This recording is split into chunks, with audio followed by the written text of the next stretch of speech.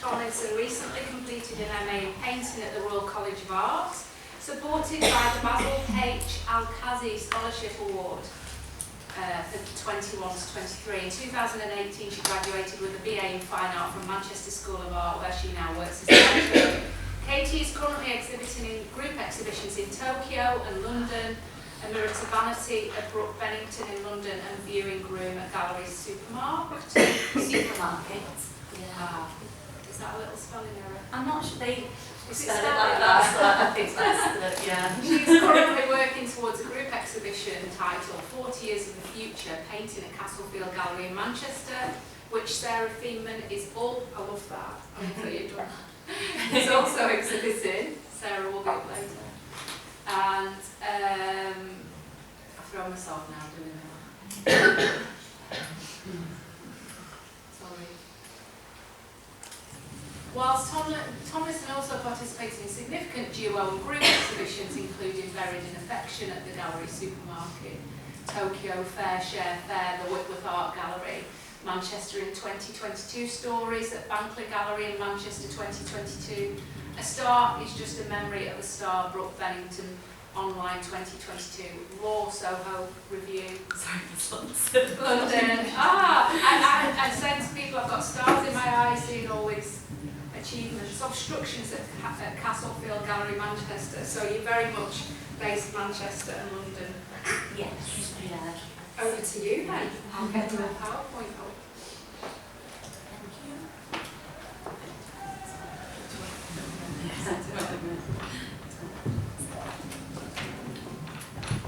Okay, yeah, so hello everyone, and thank you Jane for inviting me to do this symposium. It's the first symposium that I've ever done, so I'm really excited. And it's my first time in Preston as well, so that's really nice as well. And yeah, thank you Nancy for starting. It's such a fantastic start to the day. So yeah, I'm going to start today by talking about first like my references, what I'm inspired by, and I'm going to like share some photographs of my paintings as well.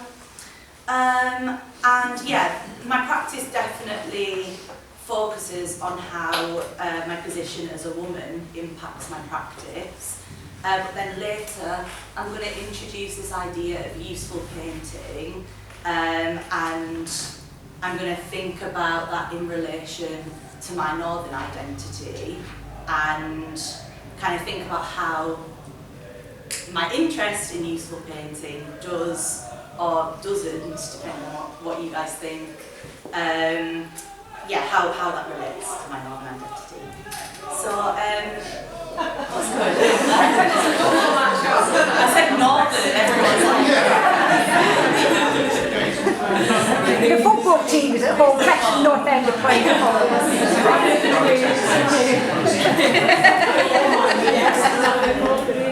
Big match. Okay. So, right, I'll start now. So, yeah, my practice is concerned with intersectional feminist perspectives within contemporary figurative, narrative and activist painting. My paintings reflect on the united experiences of women, and they focus on like the intricate dynamics of human connections. So ideas surrounding power structures and vulnerability, nuances of consent, exchange and desire, heteronormativity and performative femininity, and the politicisation of intimacy are explored within my paintings. So the works overtly reference moments throughout the canon of Western patriarchal art history, so paintings like these. I reconsider, reconfigure and reclaim specific moments from paintings' problematic past, and yeah, sort of incorporate that into my paintings that talk about contemporary life.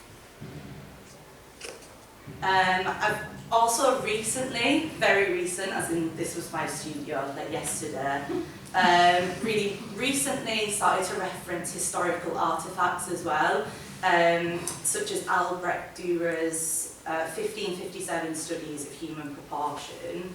So for Dürer, human perfection was rooted in geometry, and he was also the first to document the proportions of like different sized bodies and like body shapes that I sort of like recognise, relate to almost, and his studies still influence like how we think about the underlying principles of bodily beauty today within contemporary life and contemporary media. Notable exhibitions such as the Radical Figures painting in the New Millennium at the Whitechapel in 2019, and artists like Dana Schutz, Nicole Eisenman and Christina Qualls at the end, really massively influenced me, and that show was really influential to me because it confirmed this like vital position that painting has within the canon of arts activism, and it really proved to me like the power of painting and what I want my paintings to hopefully do. And then more recently, this show at the CCA Goldsmiths called Unruly Bodies, and the book at the end, Art Monsters by Lauren Elkin, has really influenced me as well, and thinking about how women, sort of like feminist practitioners, feminist painters, employ the figure as a site of resistance and create sort of like explore how monstrosity can be reclaimed as a way to disrupt normativity and like confront patriarchal structures as well. So again, power of painting. My position as a female artist, making work within, for and about like a post-Me Too era is super important to me, always has been. All of my paintings, they acknowledge personal experience, they acknowledge like political injustices, they reference popular culture and intersectional feminist theory as well. So this book, if any of you've read it, you should, it's really great. The Right to Sex by Amaya Srinivasan. Really influences my practice today, and also a solo show that I had last year in London, kind of based some of the ideas around consent, on that book. So as well as like that kind of theory, TV programmes and short stories also flow into my thinking. We've got like I May Destroy You, Doctor Who, love it, always have, definitely flows into my thinking, and then short story books as well. Again, check out those books if you've not read them. I really like fiction because it talks about like the grey areas and the complexities of situations, and I try to like incorporate controlled ambiguity into my paintings, kind of like these TV programmes and books, because I don't want to dictate how someone should or shouldn't think, but instead I want my work to like prompt discussion and like thought from my audience, and I want my audience to be like a conscious critical observer of the things going on, the themes being explored in my paintings.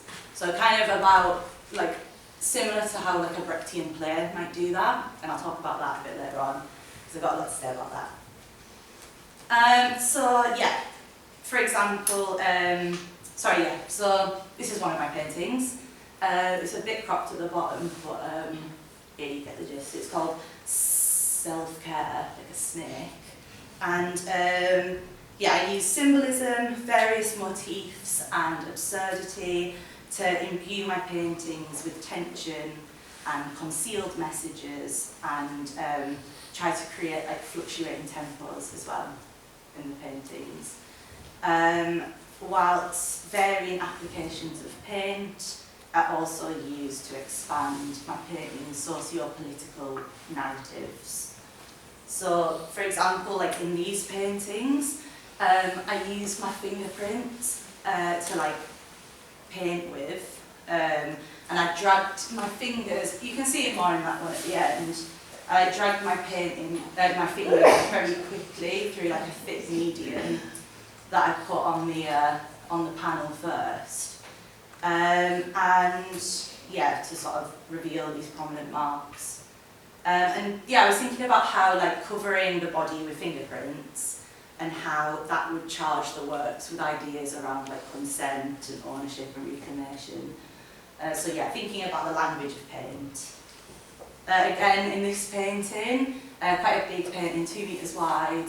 Can't really see like the texture and stuff on it. I painted a lot of it on the floor, and I like stood on it. So some of the, yeah, you can kind of see. You can kind of see like, you see like the black bits, they look more like footprints when you see it in person. And then there's like a central figure here, reclining nude, that's semi-hidden. I like to sort of play with that. I'm not sure if you're getting this from the photograph, but and then all of these pigeons like gathered around, eating the woman, and the seeds that are placed on the woman. So yeah, use my footprints and my fingerprints to paint a lot of that painting. So yeah, really try and charge the painting with like a socially driven conceptual language. And I dyed like sunflower seeds. It was the first time painting with food, but I yeah, dyed the sunflower seeds with fabric paint and then scattered them over the figure, and then the pigeons. Oh, actually, I forgot. The pigeons were made out of the sunflower seeds, whilst they were also eating the sunflower seeds that were laid on the figure and laid on the canvas. Yeah, to sort of think about the conceptual language of the sunflower seed in this context. And yeah, it was an interesting thing to work with food. I was really worried that, because I made this when I was at the Royal College, I was really worried that when it was drying on the floor, like mice would come in and like eat it or something. It didn't happen, but I am worried that like wherever this turns up, like what if, I don't know, like what if someone that's bought the work like comes in one day and there's just like a mouse like eating the painting. So yeah. But Questions? Yeah. To interrupt you. Yeah, no problem. So it feels very ritualistic. Yeah, I guess it does. Well, hang on, what do you mean by ritualistic, like Well, plant for you art? to specifically paint the seeds and maybe part of it, and for you to be quite physical in painting it. Yeah, definitely. That again sort of link into how I'm thinking about using paint conceptually. Kind of thinking how my act of using my body when painting, or the material that I choose, how that could maybe inform. Is it performative then, would you say, or is it private? I think my work is about performance. Yeah, I think my work's about performance. I said at the start, like themes of like performative femininity, and each of the paintings are kind of set up like a scene in a play or something. But yeah, I don't know if the act of painting is performative. I think the act of painting is kind of just like, yeah, like a private thing. Yeah, I think. But yeah, I've not really thought about it before. But I guess for me, the audience activates the paintings. So my paintings are performative because they're stood there and they're needing something from you all. They need a reaction.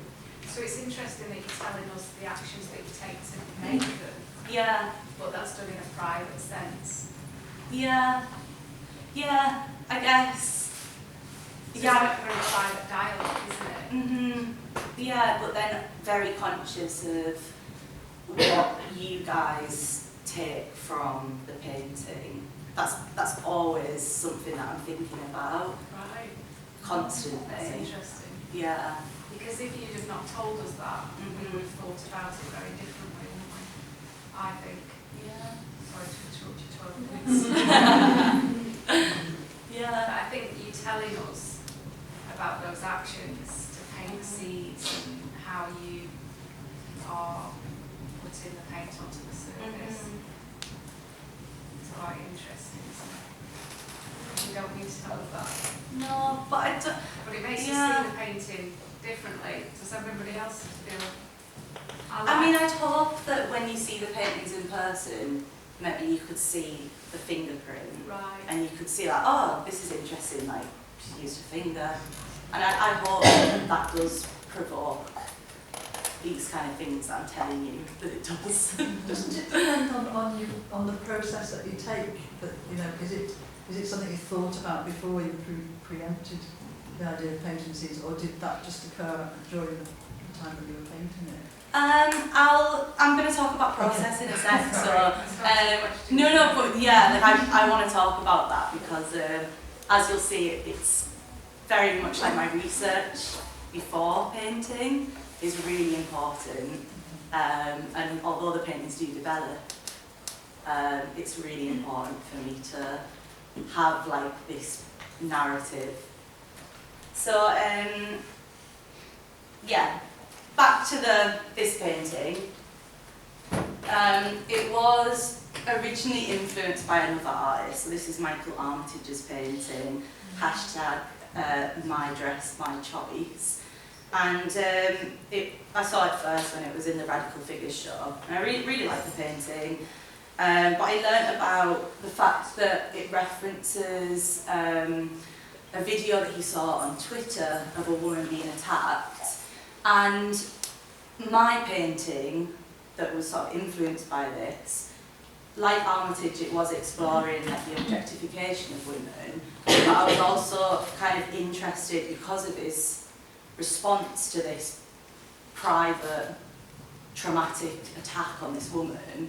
I was kind of thinking about like the duality between ethics and exploitation of like the artist and their subjects, and thinking about that, our position as artists, yeah, the ethics within that, of other stories, other people's stories. So yeah, I describe my paintings as narrative paintings and then cropped paintings as well. So these are two examples of the cropped paintings. And yeah, these are tightly zoomed in compositions to make an audience like a voyeur and direct them exactly where to look compared to the narrative paintings that I do as well. And they critique like the notional keyhole viewpoint that's regularly used in art history, but also we regularly see it in like the media and porn and things like that as well. So it's, yeah, and then there's like the narrative paintings, which usually incorporate multiple characters, structured like a tableau in a play, so that brings in this like idea of like a performance or a staged scenario. That I imagine, I don't know, but I imagine like a director of a play would, when constructing a tableau, they would maybe think about the same things that I'm thinking about. And yeah, like this scene is like a depiction of some people during a dance marathon, but they found themselves in the inside of an oven. But it's also like, kind of looks like a stage, or kind of looks like a sweaty nightclub as well. So yeah, but I don't know, I think this is like a good example of sort of how maybe I was to like stage something that looks quite performative, like what you were touching on before. Paintings first by making digital collages. I use primary and secondary photographs. Sometimes it's just me in my studio, and I'm like, oh, I need a hand, so I'll like take a picture of my hand doing the position or whatever. And then sometimes I will take a moment from popular culture, like the Daisy advert, Marc Jacobs' Daisy advert. I don't know if anyone's seen that advert. And then also I sometimes like to appropriate moments from art history, like I said at the start. So here I like brought in an impressionist landscape. And I mean, these characters here, that was generated with AI, which was a really cool thing to do. But then when I make the painting, it looks very different. Like, yeah, it looks very different. I continue referring back to that source imagery, changing it, paint, the language of paint, like obviously it looks very different. But it's massively in my thought process, and also just like reading and coming up with a concept. Like I've got a show next month in Seoul, and I've spent like 2 months maybe just writing maybe the themes that I want the paintings to explore, and finding books or essays that I kind of want to like push into my painting somehow, and then I sort of create collages from that, like these. And then now I'm at the stage where I'm working on like 8 paintings at the same time, and they're obviously changing because that's the fun. That's like the fun of the studio, innit? But yeah. So yeah, I'm sort of developing the ideas of that last painting for this exhibition in Seoul. To talk about like the question about like commercial galleries and kind of like selling work. The gallery in Seoul came to me and was like, we like this painting, we want you to do paintings like this for the exhibition. And I was like, okay, like there's a lot in that painting that I've not explored yet. I'll do one narrative painting that kind of has like similar vibe, not the same, but like I wanted to approach maybe like impressionist landscapes a bit more. I wanted to bring in like the bunny rabbits, and hadn't done that yet, and sort of playing with that. So I thought, yeah, like one of the paintings in the show will kind of use this as a starting point. But then I was like, well, the other paintings, that needs to explore something that I've not explored before, because that's what fuels me, and that's what hopefully pushes my work forward. Yeah. Or backwards if I like pick the wrong thing. So yeah, I've started developing that last painting, and I'm wanting it to sort of explore like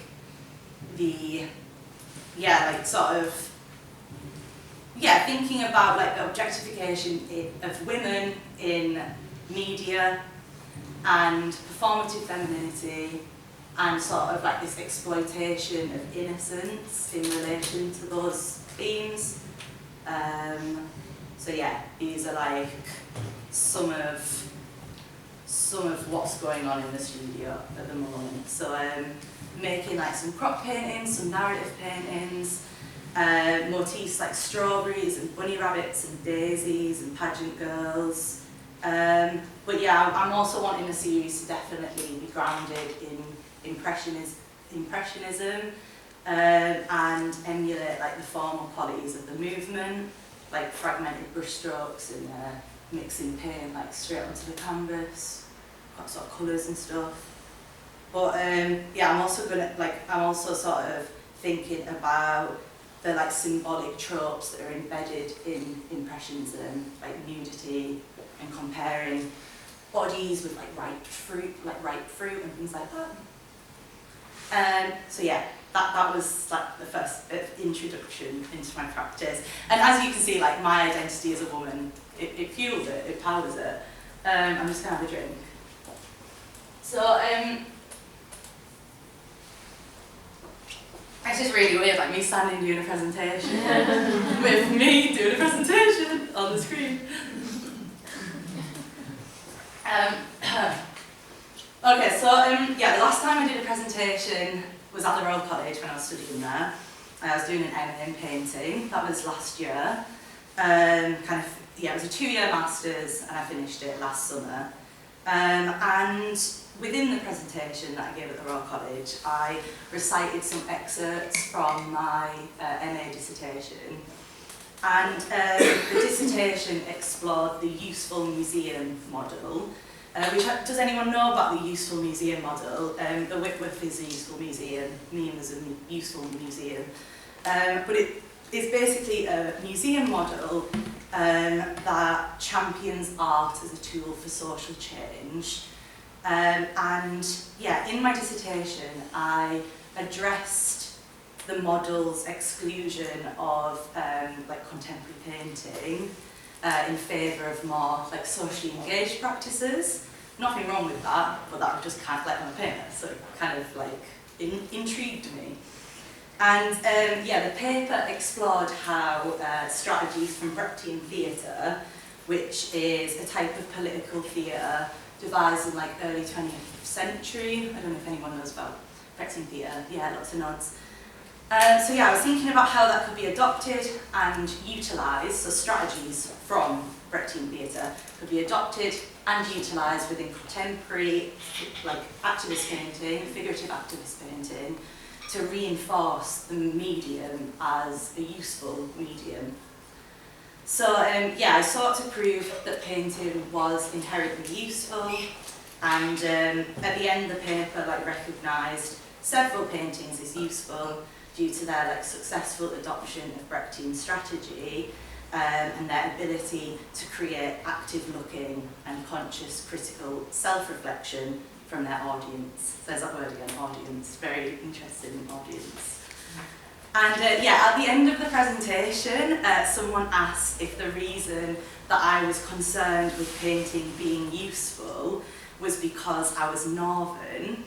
And yeah, I like reflected on that, and yeah, reflected on it and have reflected on it since, which is why I wanted to talk about it today. Yeah, and yeah, I thought about the fact that the first time I heard the term useful was when I visited my local gallery, so MIMA, this is MIMA, Middlesbrough Institute of Modern Art, when I was a teenager. So yeah, it was kind of, gosh, maybe like 16. I was thinking like, I think I was with like a group of my friends. We didn't even want to go to MIMA, and then we saw that there was like a sign that said free drinks, free cocktails, and we were like, right, let's go to MIMA. And I was quite happy about that because I was into art. My friend Patty was into art, so we were kind of like, yeah, okay, let's see some art. And the director of the museum, he gave like a speech. It was sort of, I think, one of his like first days on the job. And yeah, he explained how he was going to transform the museum into a useful gallery. And at the time I was like so amazed at the thought that art was going to be a solution for Middlesbrough's like socio-economic problems and essentially like fix its reputation. I was amazed at that idea. Like Kirsty and Phil had branded Middlesbrough like they branded Middlesbrough the UK's worst place to live that same year. So I was like, wow, art could fix this. And yeah, I've held a grudge against them. But yeah, since then I've become very familiar with the useful museum model. I worked at the Whitworth in Manchester when it became a useful museum. And yeah, it's a model that I really respect immensely. But my only grievance with it is its like seeming dismissal of painting, and it's believed that painting does not have the social impact akin to other methods of art making. But to answer the question, why do I care that painting is useful? Is it because I'm Northern? Like, has my time in Manchester turned me into a really honest socialist? Like, I did sit in the pub near Annie Birley once, but yeah, I'm not sure if my concern with useful painting is specifically because of my Northern identity, but it is certainly because in the North, like lots of other places in the UK, we witness so much adversity and hardship and inequality, especially in towns like Middlesbrough. So why wouldn't I feel the need to react to that in my paintings? But yeah, whatever the reason, I need my painting to be useful. That's what I want. And yeah, that's the end of the presentation. So thank you all.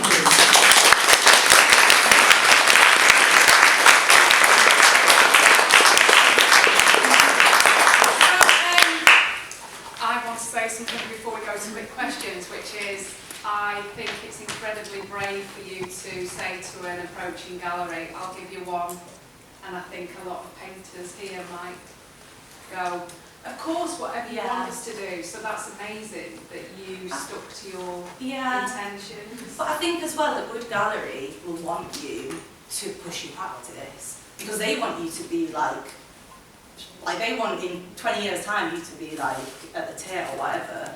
So like a good gallery, I think will have that intent for you. They'll sort of trust you to want to like push your practice further. I think that's about trusting yourself though, isn't it? Yeah. Like when you're asking questions about work, making the right choices, you've really got to, quite often we've got outside influences, shall we say. Yeah. I think they can be different for northern artists than maybe southern artists, maybe, I don't know. I mean, What would you say about that? I work with a really good gallery in London. Met them maybe like 3 years ago, and they've been sort of like really supportive throughout when I was a student at the Royal College, and yeah, very supporting of the fact that I'm in this transitional stage and my practice might change and adapt, and I feel as though, although I've not got many galleries to compare them with, but I feel like they've been extremely supportive and one of the good galleries. So can I ask how you met that gallery then? How? So it was, I had a solo show, actually no, going back, so Castlefield Gallery, amazing gallery, I'm sure you all know about them. They do these like portfolio review sessions, and yeah, I had a portfolio review session with the director of IMT Gallery in London, which is called Lindsay, and yeah, really nice conversation, came to my studio, and then sort of fast forward like 2 years after that, I had a solo exhibition at Paradise Works in Manchester, which was sort of working. I approached Zoe Watson, who's an incredible curator. I don't know if any of you guys know Zoe. She currently works at the Lowry, amazing woman, and she agreed to work with me on my first solo show, which was just awesome. Like the opportunity that like young artists desperately need, and that's why I was so like excited with what you were saying about giving artists solo exhibition opportunities. So yeah, we got like an Arts Council grant for that, and it meant that I had a solo show sort of the first month that I was at the Royal College. So I worked towards a solo show for like a year, 2 years, whatever. And then first month being at uni, I was having this solo show in Manchester, so really cool. And yeah, and then the director of Paradise Works, sorry, this is like a long story now, maybe I went too far back.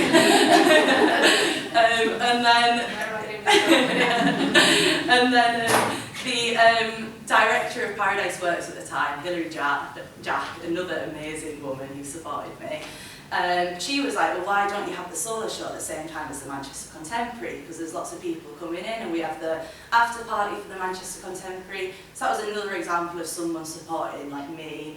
And then Lindsay from IMT Gallery was at the Manchester Contemporary, and she came up to this like new London gallery, Brook Bennington, and said like, oh, I know Katie, she's a great artist, you should come to her show that opens tonight.